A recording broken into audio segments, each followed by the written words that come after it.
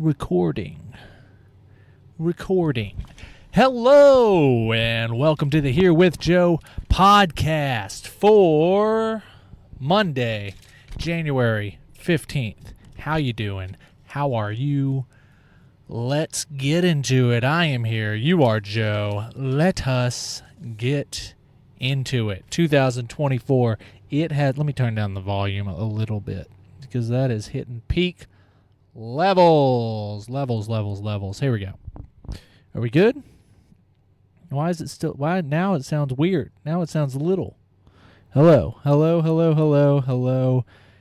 On 6. It's always on 6. What the fuck? Why is it giving me popping? And then I turn it down. It's way too low. Man, oh man, a Shevitz. What's going on? Let's see. Volume up, maybe? We're just going to have to deal with that one, okay? How you doing, folks? We're back in the car. It's been a while. I took a little bit of time off, obviously, for the holidays, and then the new year came back up, and we're just trying to get in the swing of things. So, yeah, haven't been on it, but we're back, all right? We're back to the weekly grind. Fatter than I've ever been in my entire life. I know I've been saying that a lot over the last 5 months, but that's what back surgery and a crippling back injury before the surgery will do to you. But you know what? Went in for my post-op appointment today. We are all clear to be back in the gym as of 2 weeks ago. I've been back in the gym. It's going slow though. Okay.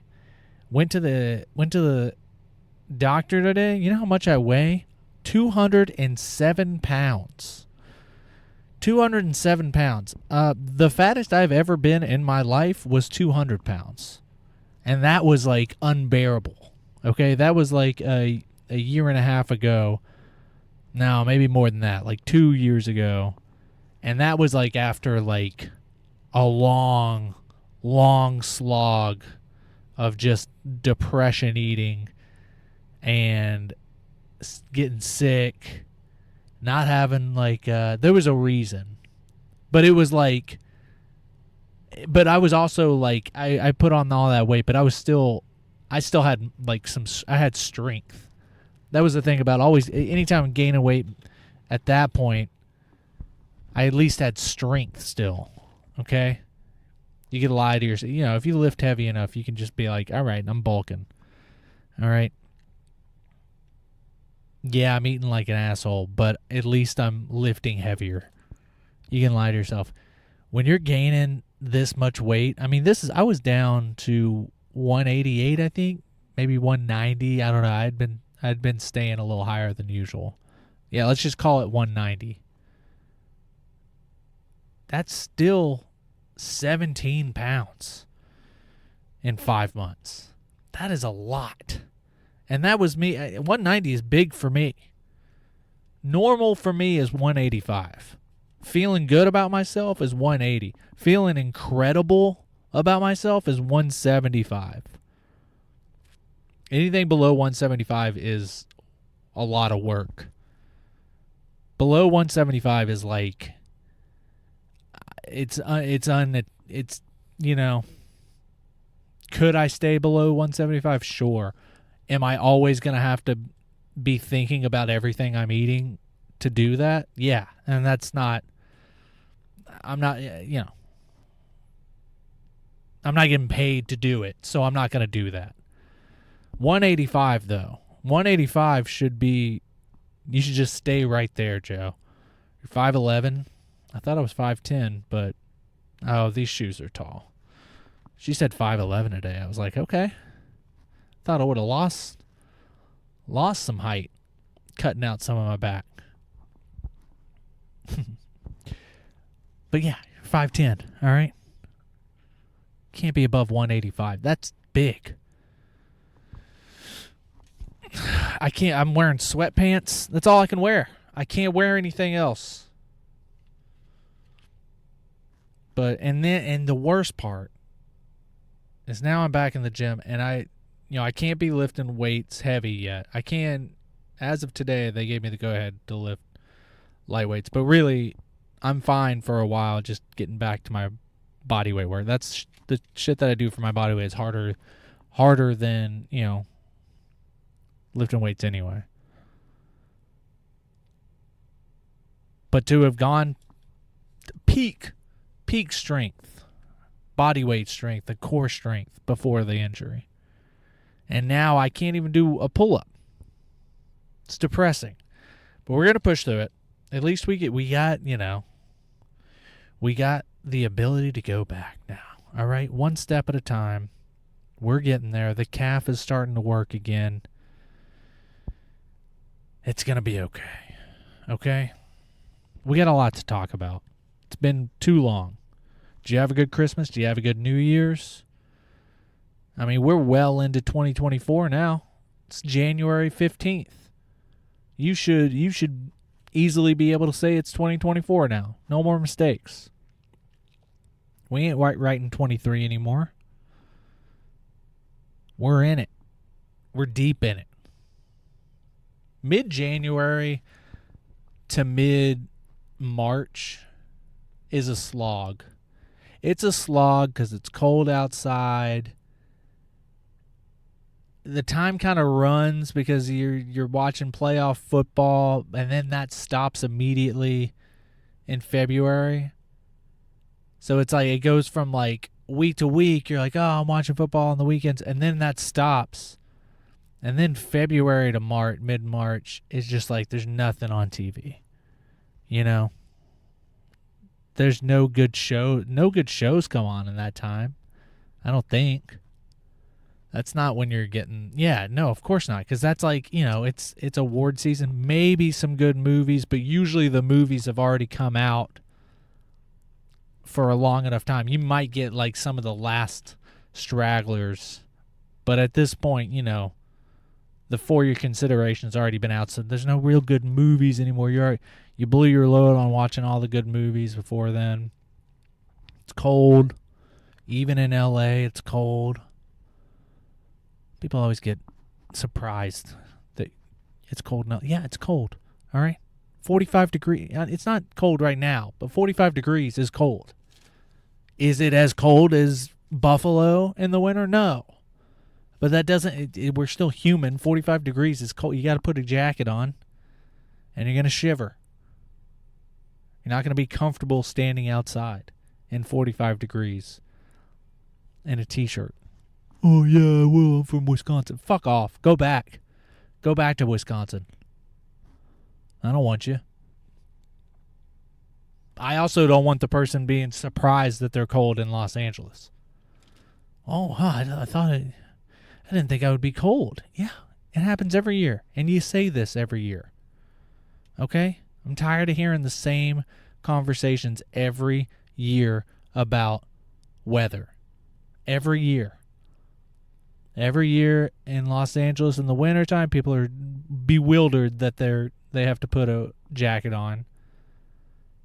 In October, they're like, why is it still hot? Why do we still have the air conditioner on? Every year, it's almost Halloween.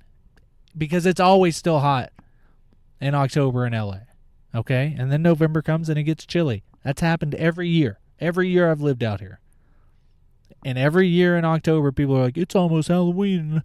I thought I'm going to have to wear nothing on Halloween. I'm going to be too hot. It's not just out here either. I know you guys in the South know what I'm talking about. Every year, what happens?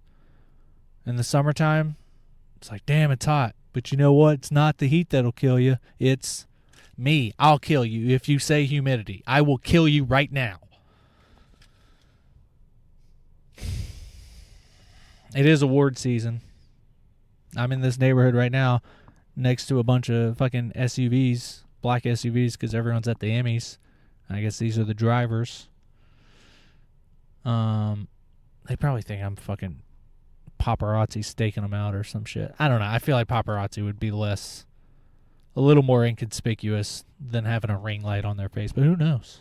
In this day and age, live streaming paparazzi, people probably watch that. You guys watching your movies, catching up on all the Oscar buzz? It's a pretty good year for movies, actually. I think. Killers of the Flower Moon, good movie. Better book. I hate that I said that. I'm sorry. But it was. Good movie, though. Barbie, Oppenheimer. I loved both of those. Like Barbie's Oppenheimer. Okay. What's wrong with you? What other? Oh, I watched Past Lives last night. Past Lives. Have you seen this? It's about a lady.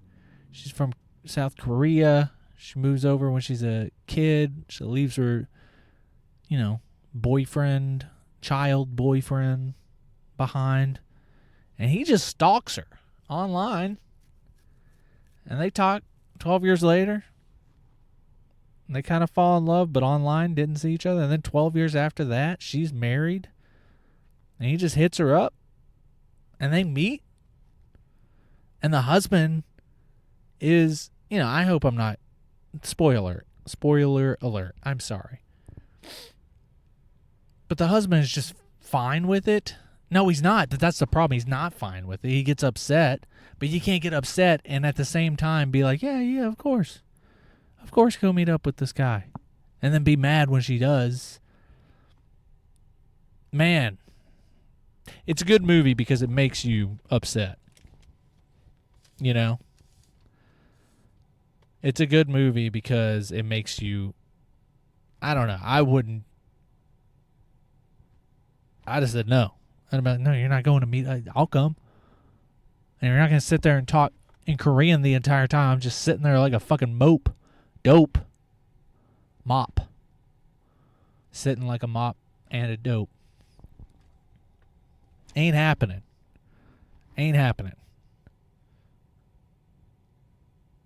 Well, that just means you're insecure. No.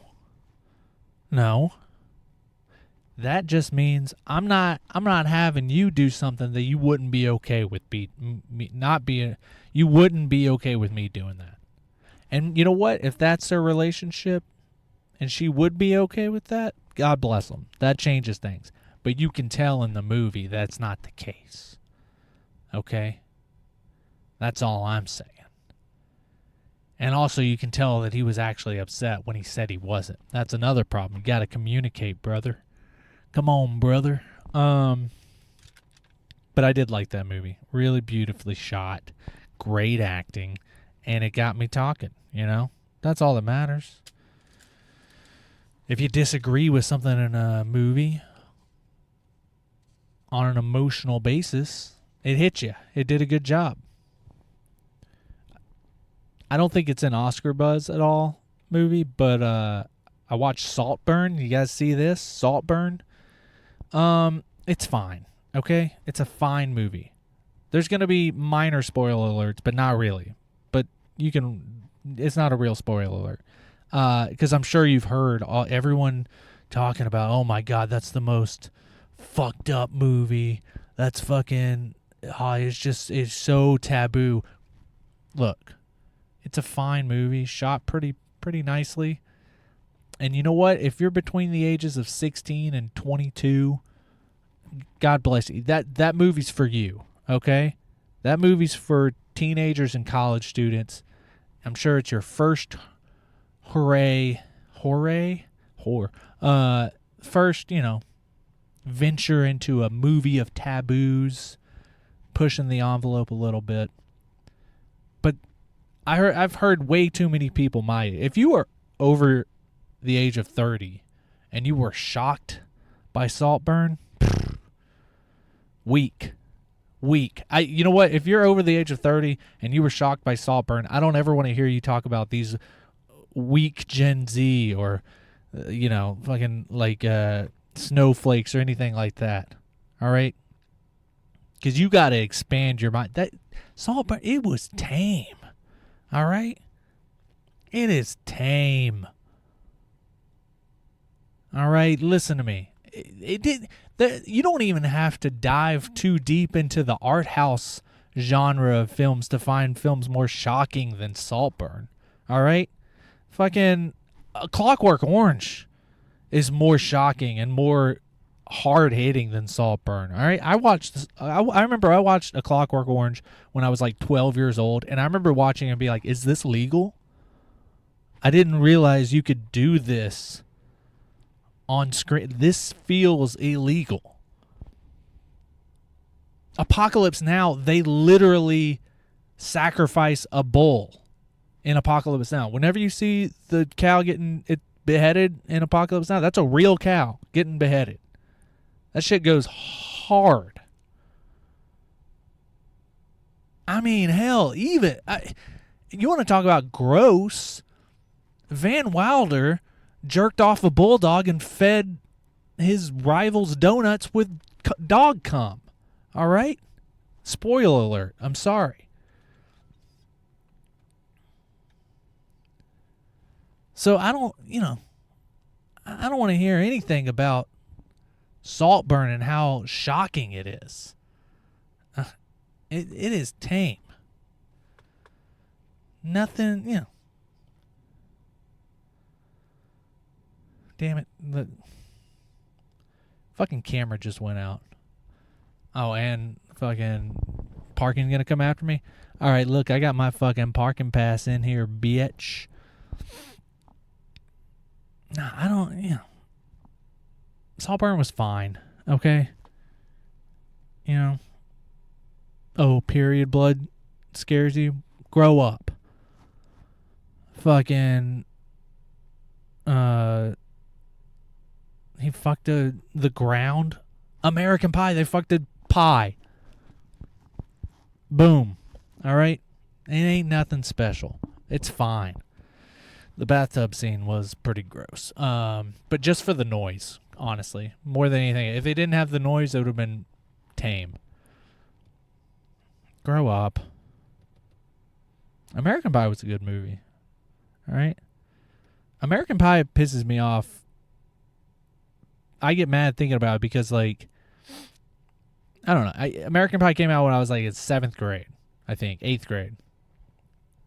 And I remember when it came out, they had parents, even my parents, and they weren't even, like, they're pretty lenient when it came to watching movies. But, like, there was a hysteria about that movie that was, like, it's teaching kids to, like, want to have sex or something. I don't know. But watch American Pie as an adult. It is the most wholesome movie and, quite frankly, sex-positive movie. Like, if I had a son, I would make them watch that movie. Because it is... Our generation at that time, we put sex on too high of a pedestal. The whole movie is about the fear of, like, being a virgin. Can't be, I can't go to college being a virgin. It's putting it all on a pedestal. And that was a real fear. All right? You didn't have sex in high school. You're going to go to college as a virgin. No one's going to want to fuck you because you're a virgin. And then next thing you know, what are you? You're a 40-year-old virgin. Steve Carell. There was a real fear at the time of the youth. The youth today, they don't have that. I don't think they have sex anymore.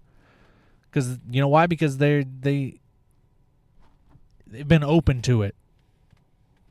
They've had the internet the whole time. And not just to see porn, but like to see people talking openly about it. So it's not this mystery.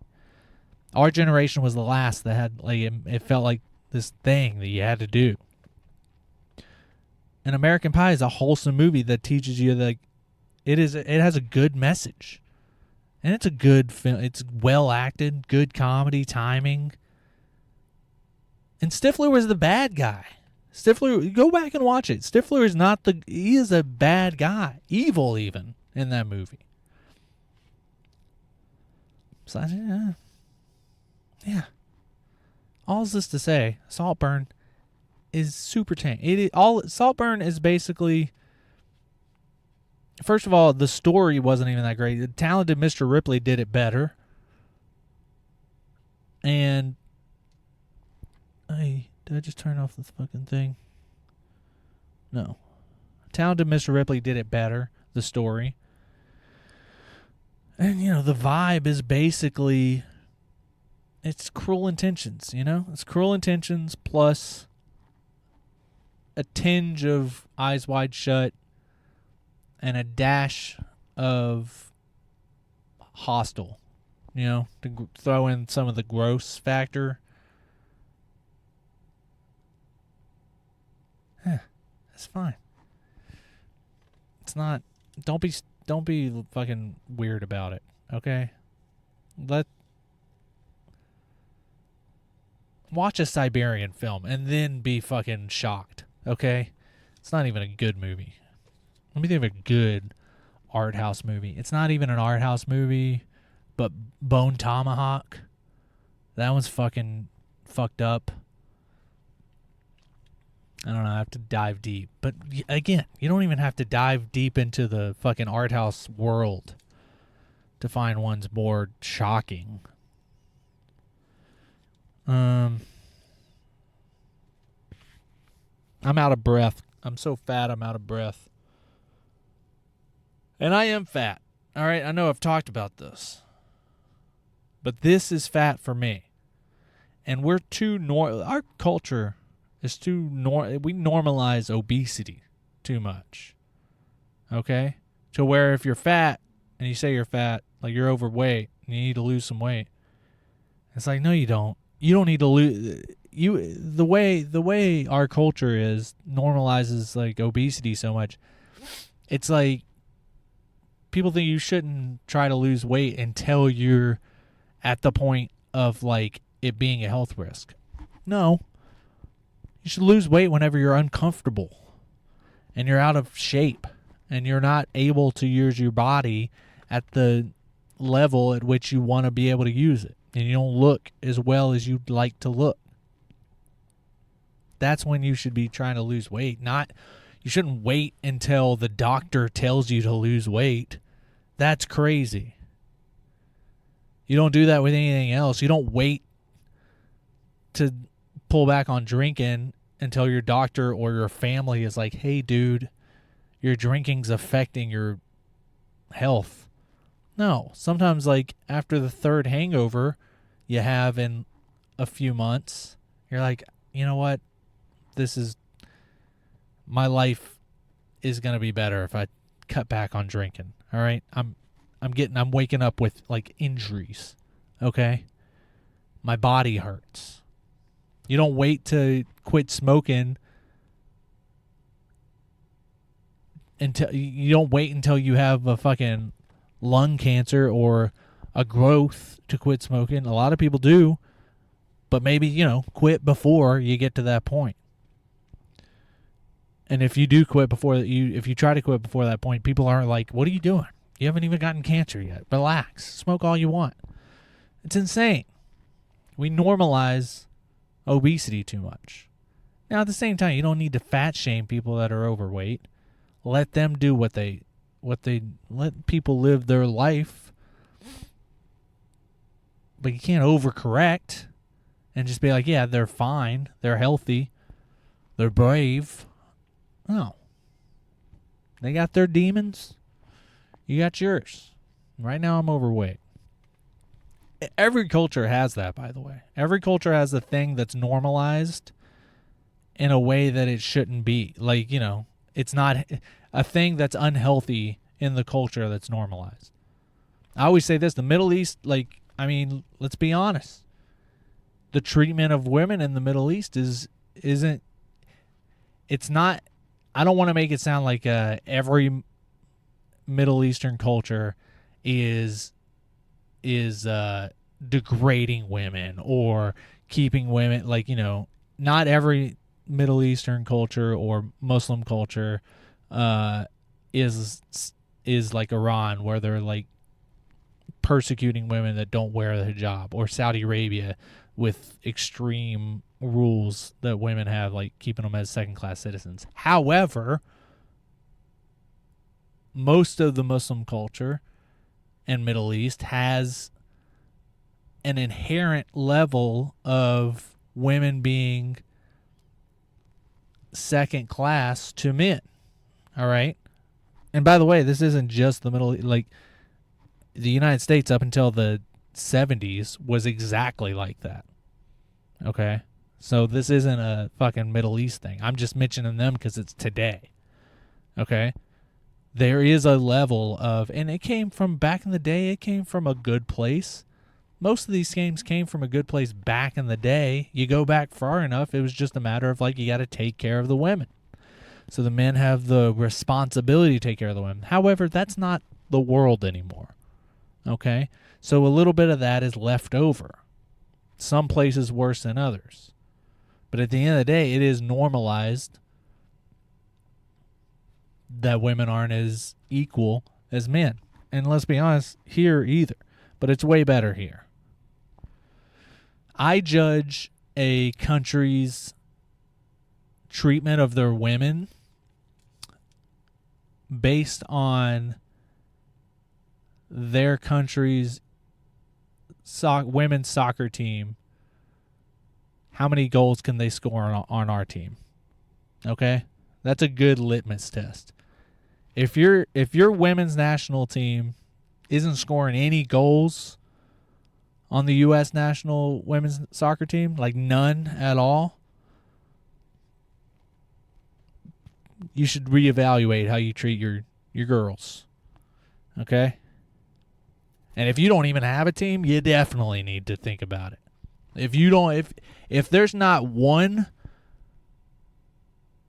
women's soccer team that plays on an international level for your country, like they don't have any,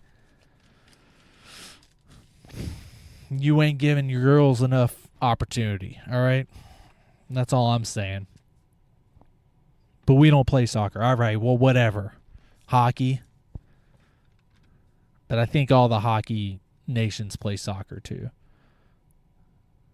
Yeah, Russia plays it. They aren't great, but they play. Yeah, that's a good litmus test. How you treat your women in your country. Just go, we're great, all right? The U.S. national women's team is incredible. So I'm not saying you got to beat them. I'm just saying you got to get some goals, all right? And if you haven't gotten any goals against us, oh boy. How are you going to expect your girls to be great doctors if they can't even score a goal against us?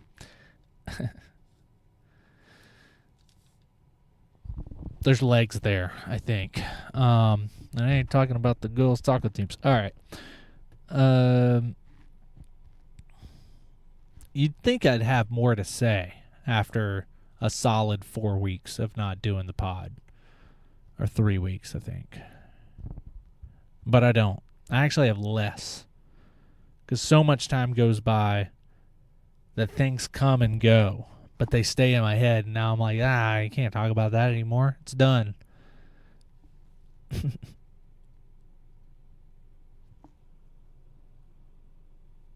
I went to Banana Republic recently. For Christmas. I was looking in there. That place is expensive. I thought Banana Republic was I thought it was just Gap. I thought it was just khaki Gap.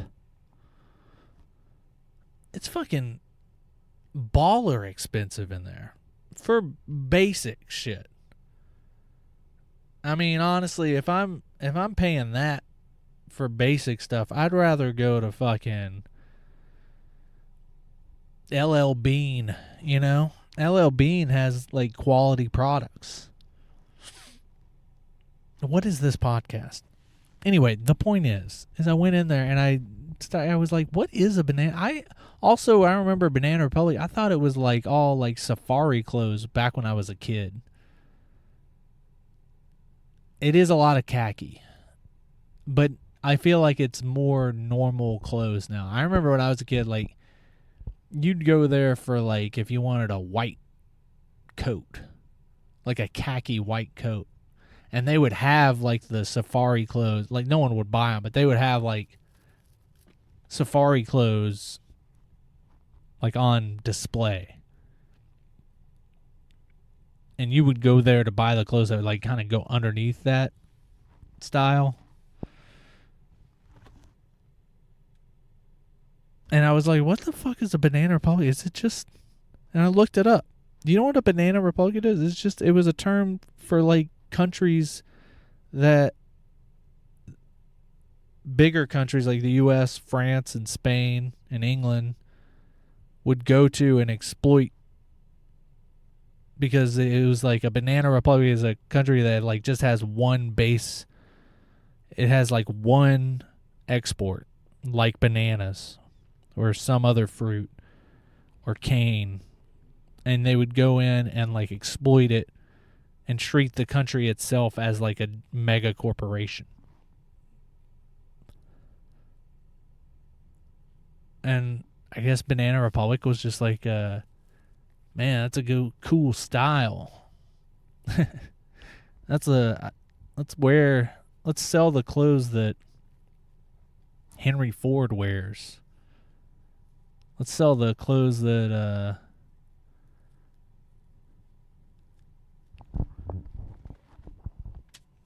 the communist guerrilla groups shoot at. It's a weird name to just like stick with to sell clothes, especially now that that's not even what the clothes look like. It's weird to stick with names of like products and companies that like they came from a weird place like that, right? Is Aunt Jemima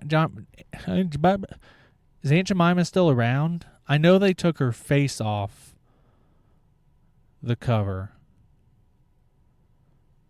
but do they still call it Aunt Jemima pancakes? No, I don't think they do. I think they call it like Best Foods or something. Surely they don't still call it, because that one was always the craziest.